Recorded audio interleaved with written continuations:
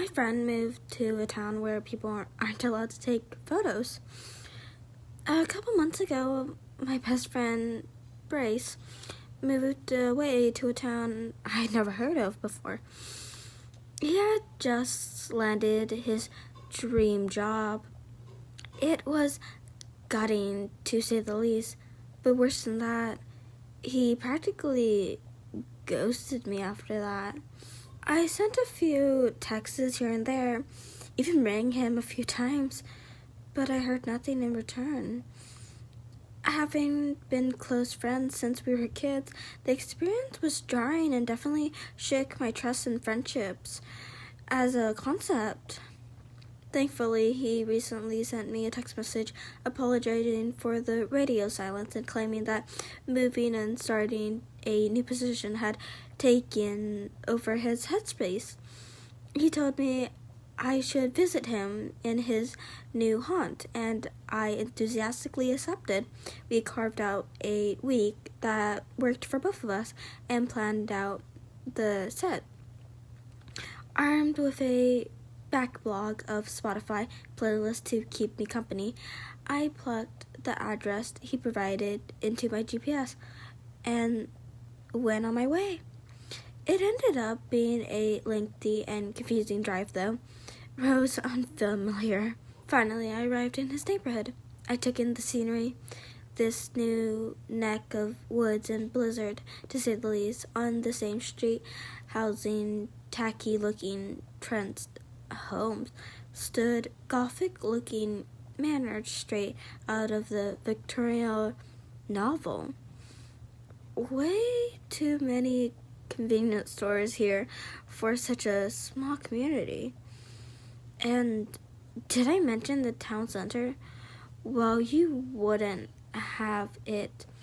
It was a collection of skyscraper piercing through the clouds that looked seeking than anything I'd ever seen before in my city girl life. The town planner clearly had a fragmented personality. I pulled into the driveway of Bryce's fancy cottage. Really, Bryce? A cottage? Ran up the steps and wrapped up the door. He peeked out through his living room curtains, and even a football I knew and loved shot me a puzzled look for a few minutes before he finally opened the door. I flew into him and gave my brother Bear a big hug. Dude seemed tense. "Friend!" I exclaimed. "Rose, you're here," he replied. "Of course, dude." He made us plans for the trip down to the hour. You have got a mad organization since we last spoke.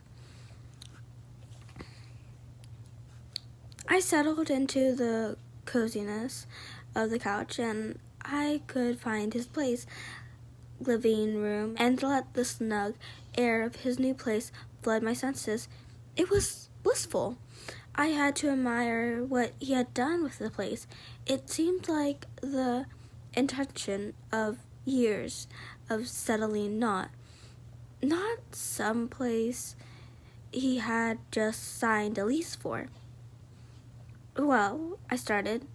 "Clearly, you're tucked in, big, with the new gig. All that's left for you now is finding a girlfriend so you can do all that building a family nonsense everyone is yapping about." "Yeah.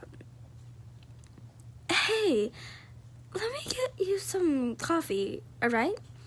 He walked into the kitchen. More curt than I remember he ever been. I wonder if his girlfriend comment threw him off. It was just a joke, friend. He returned moments later, coffee in his hand. He handed me one of the mugs and then sat opposite of me on the other sofa. "So, I gotta say this. area, town, little city. Google isn't helpful. This neighborhood is quite petite. He looked out the window. Yeah, no, it's interesting. I waited for him to break from his stare. He wasn't being particularly hostile. I interrupted with more small talk. Well, how have you settled in? How's life? He leaned back in his chair and scratched the back of his head. Yeah, I'm settling fine. It's been busy. Definitely spent most of my time thinking about work.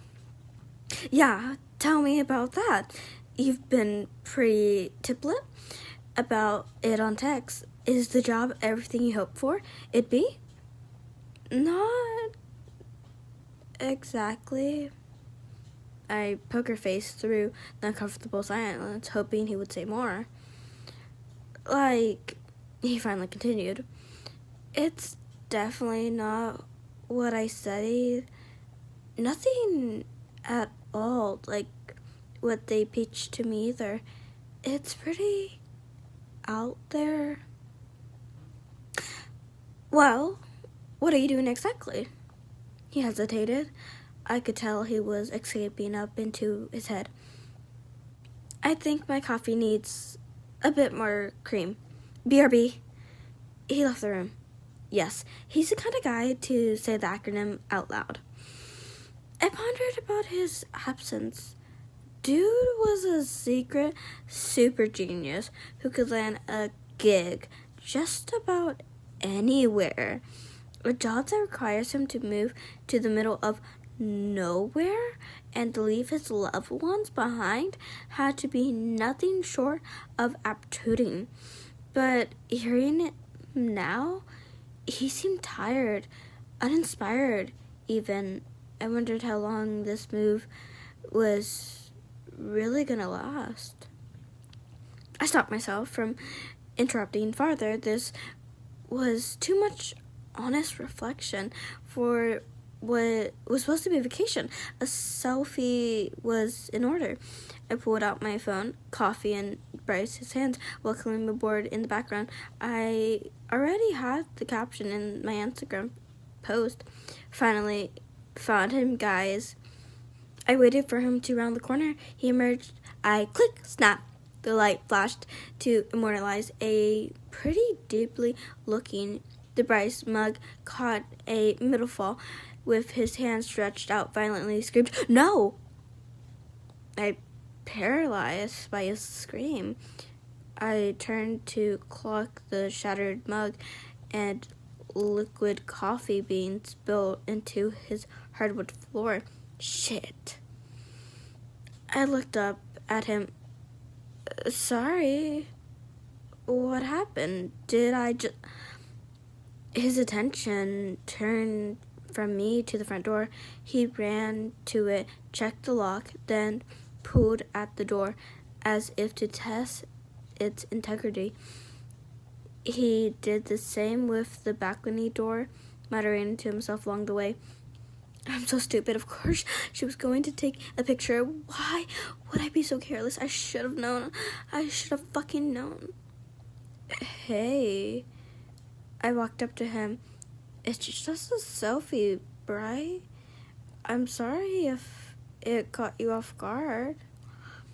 He took a deep breath, then spoke in a tone that was very becoming of Bryce. I knew. It's my fault. I'm the moron. You always take pictures. It's what you fucking do. And what did I do? I left you alone twice. I fucked us. Sorry, but you're being incredibly rude right now. Explain yourself. A stern look. We're not supposed to take photos. I raised my eyebrows. Not supposed to take photos of what? Your house? Anything in the town at all. I became convinced this was all an elaborate bit. He's been planning an tactic of my arrival, and I chuckled accordingly. That sounds Stupid. I touched the softness turned to his eyes. I was hoping I'd get the chance to ease you into the explanation, but fuck, there's no easy way to break it to you, is there? What on earth are you talking about? His glance turned to the living room window. He stared out for what felt like an eternity. I did with him, secretly wondering if my friend had become a head case since I last saw him. He'd never shown signs of being particularly paranoid or violent, but maybe something had changed since the move. The sounds of soft tapping against the window wasn't immediately obvious. When I finally noticed it, I saw a house in the yard below. Someone, or rather something, was outside, stretching and reaching to try to peer into our elevated living room window. "Hide behind the sofa," said Bryce. "Are you for real?" The desperation in his voice was convincing. To say the least, I followed the orders and crouched against the end of the sofa I was just sitting on. I peeked ever so slightly to watch Bryce approach the window.